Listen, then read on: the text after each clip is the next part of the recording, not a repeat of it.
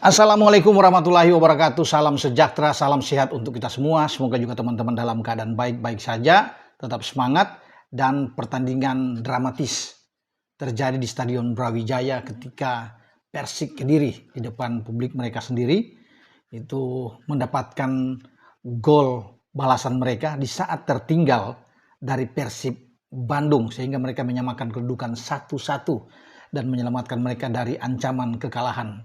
Dan gol yang diciptakan oleh Muhammad Firly itu terjadi 90+5 di injury time memang.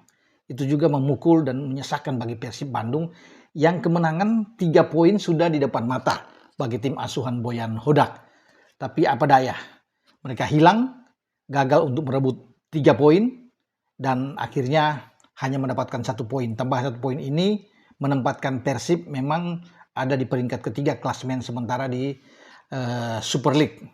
Ya, gagal untuk bisa mengambil alih puncak klasemen yang sementara itu ditempati oleh Borneo, karena kemarin Borneo itu menang melawan PSM 2-1 dan Persib ada di posisi ketiga sama poin dengan Persija 35-35. Tetapi Persib kalah dalam hal selisih gol, di mana Persija tentunya lebih baik dengan plus kalau nggak salah 19, Persib plusnya 15 ya, dengan poin yang sama karena Persija kemarin juga menang melawan Persija Jepara dengan 2-0. Jadi saya pikir dengan hasil ini membuat duel antara Persib dan Persija pada 11 Januari yang akan datang itu sangat menegangkan. Ya, ini duel hidup mati antara kedua tim yang sama-sama tentunya ingin menang, dan Persib lebih diuntungkan karena bermain di markas mereka di GBLA. Tapi kita lihat pertandingan melawan Persik Kediri, memang sayang ya. Ketika Sadil membuat gol di menit 68, Sadil itu baru masuk di menit 64 menggantikan Beckham Putra. Dan menarik juga Boyan Hodak menunjuk Beckham Putra sebagai kapten kesebelasan di saat Mark Klok tidak ada, dan Persib memang tidak disertai oleh Eliano Reinders dan juga Federico Barba, dua pemain kuat mereka di jantung pertahanan yang tidak ada, sehingga Boyan itu menempatkan Afriana Dewangga, kemudian dengan Kakang Rudianto, Patricio Matrikadri di sana, dan juga ada Julio Cesar Teja sebagai penjaga gawang tetap. Bermain dengan 4-2-3-1 karena Putros itu didorong, sudah kembali setelah melewatkan 2 pertandingan. Putros sekarang bukan bermain di belakang tapi di gelandang yang lebih bertahan. Bermain dengan Luciano Goicoechea. Tom Haye yang didorong lebih ke depan untuk bermain dengan 3 karena ada Ulian Barros juga ada di sana, dan Beckham Putra, Andrew Jung ada di depan. Sama juga tuan rumah Persik Kediri, Marcos Reina juga memainkan 4-2-3-1, dan penjaga gawang mereka Leo Navasio saya pikir tampil oke dalam pertandingan ini. Mungkin kalau nggak ada Leo Navasio, ya ada beberapa kali dia melakukan penyelamatan, bisa saja Persik Kediri akan kalah. Tapi pertahanan mereka yang kuat, kemudian dengan penampilan Navasio yang oke, menghindari mereka dari kekalahan.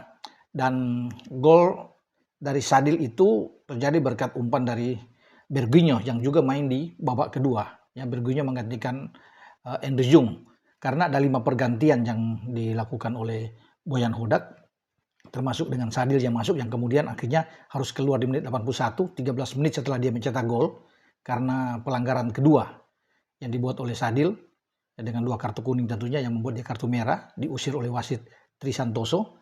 Dia melakukan itu pada Yusuf Melana, dan ini merugikan tentunya bagi Persib ya, ketika mereka dalam tekanan, kalah dalam jumlah pemain, dan itu yang membuat Persik Kediri terus bisa mengejar, dan akhirnya mereka bisa mendapatkan gol dari Firly.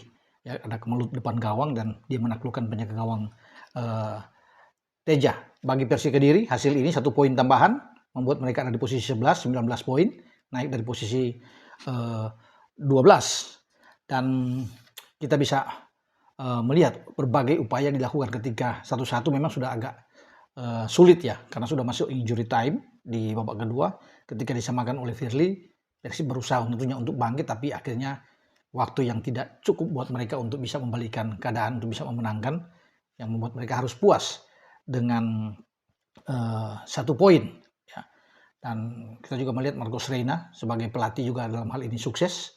Artinya kalau bisa melihat pada musim yang lalu di 2024 ya, di Oktober kalau tidak salah mereka kalah 0-2 kan di kandang, sebelum mereka kalah 4-1 di Gelora Bandung Lautan Api. Nah sekarang tentunya ada hiburan karena mereka mungkin dalam 3-4 pertandingan terakhir sulit untuk bisa mengalahkan Persib Bandung, dan akhirnya sekarang mereka walaupun tidak menang, mereka bersyukur mendapatkan 1 poin dari sini. Sebaliknya bagi Persib tentunya ada rasa kecewa, ya karena bukan apa-apa.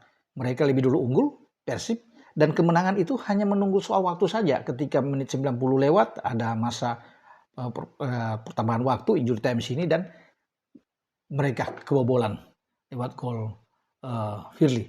Itu yang membuat saya pikir kecewaan, ya, termasuk bagi pendukung fanatik bobotoh dari yang terus bisa mensupport ya perjuangan dari Tom Haya dan kawan-kawan yang sepanjang pertandingan, tapi akhirnya harus puas. Tapi tidak mengapa karena masih ada 1 pertandingan terakhir, ya, dengan berharap tentunya Borneo akan terlibat dalam pertandingan juga yang seru. Mereka harus ke Persita Tangerang. Persita tidak mau kalah. Persita ingin menang dengan 3 poin. Kalau Borneo tersandung di sana dan Persib bisa menang melawan Persija, tentunya Persib yang bisa akan berada di puncak. Sementara Malut yang mengintip hanya berselisih 1 poin di antara Persib dan Persija, ya, karena mereka 34 poin. Tentunya akan menghadapi pertandingan yang juga berat melawan Persebaya Surabaya, tapi Malut juga akan berusaha untuk bisa menang agar mereka tetap memelihara peluang mereka untuk bisa berebut menjadi juara bersama dengan Borneo, Persib, dan Persija. Namun Persebaya juga pasti tidak mau kehilangan muka di depan publik mereka dan pasti ingin memenangkan laga melawan Malut. Jadi kita akan nantikan duel pada akhir pekan nanti yang melibatkan klub-klub terbaik tentunya di antara Persib, Persija, kemudian Borneo, dan juga dengan Malut United. Oke, dengan saya Bung Ropan berbicara tentang Super League, di mana pertandingan seru terjadi di Brawijaya yang saya bilang tadi, menegangkan, dramatis yang terjadi, kemenangan yang hampir saja didapatkan tapi itu dibuyarkan oleh Firly di injury time. Tapi bagi Persib tentunya harus tetap fokus karena pertandingan masih panjang. Selain akan bertarung juga dengan Persija, masih ada putaran selanjutnya yang mengharuskan Persib harus konsisten dari pertandingan ke pertandingan, termasuk dengan Persik Kediri juga. Setelah mendapatkan hasil yang positif ini di kandang tidak kalah, Persib mungkin lebih percaya diri untuk menatap laga-laga selanjutnya, ya, dan mereka ingin bisa mendapatkan poin demi poin di tiap laga mereka. Artinya mereka sekarang sudah di posisi 11, mungkin akan naik masuk ke 10, ke 9, dan itu menjadi tugas bagi pelatih Marcos Reina bersama dengan kapten mereka Ezra Walian. Dengan saya Bung Ropan. Ciao.